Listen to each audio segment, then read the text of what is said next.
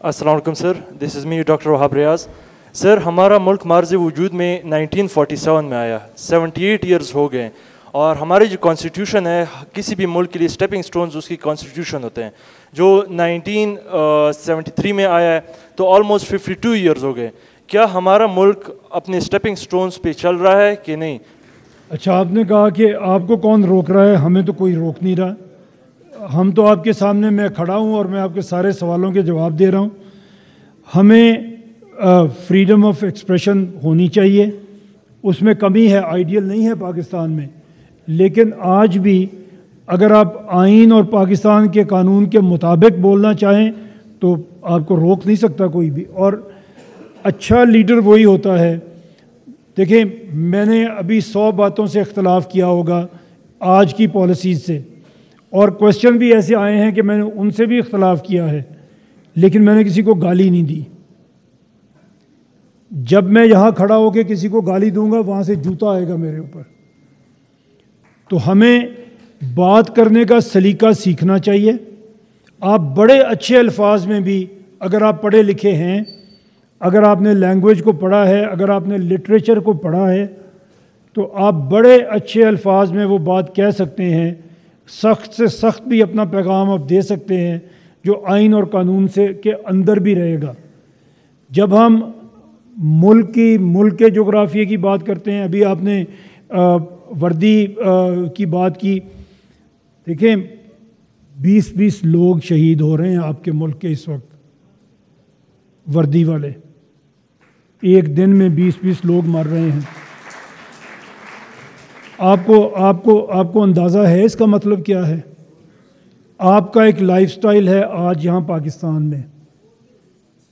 جو لوگ یہاں پہ آنا چاہ رہے ہیں ان کا اپنا ایک لائف سٹائل ہے، جہاں پہ بچیاں سکول میں بھی نہیں جا سکتی، جہاں آپ یہ پینٹ شرٹ پہن کے نہیں بیٹھ سکتے. یہ آپ کی فوج کھڑی ہے آپ کے اور ان کے درمیان.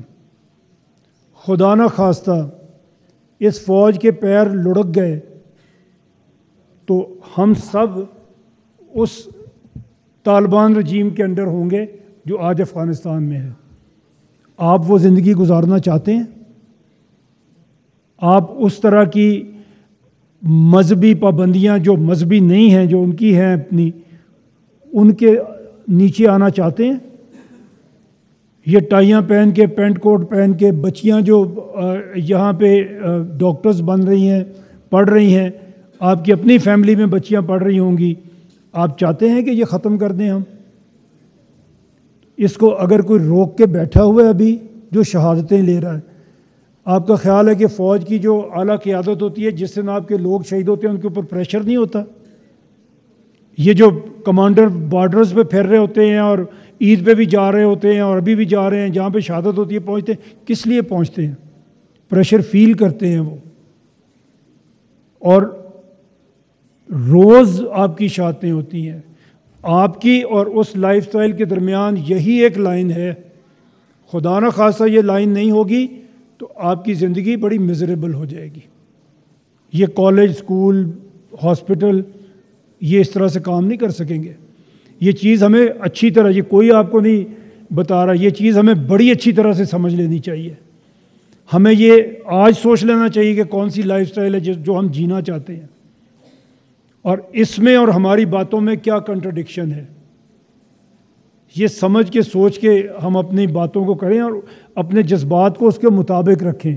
آج ہم ایک بڑی کراس روڈ کے اوپر ہیں. میں آپ کو بتا دوں، خدا نہ خواستہ ایک ایسا جذباتی فیصلہ، ایک ایسی بات ہمیں بہت پیچھے لے کے جا سکتی ہے. ہم ایک اچھا خاصا آگے بڑھتا ہوا ملک ہے. ہم بات کر رہے ہیں اس کو اور اچھا ہم کیسے کریں، یہاں پہ کیا پرابلم ہے جس کو ہمیں دور کر کے ہم آگے بڑھ سکتے ہیں.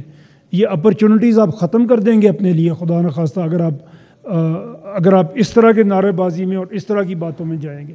تو میری تو آپ لوگوں سے یہ ہے کہ تالیاں لگاتے ہوئے اور نعرے مارتے ہوئے سوچا کریں کہ آپ کی پرسنل لائف کس طرح سے ایٹ سٹیک ہے، کس طرح کی آپ کی زندگی گزرے گی خدا نہ خواستہ اگر یہ حالات ادھر جاتے ہیں جس پہ ہم تالیاں بجا رہے ہیں.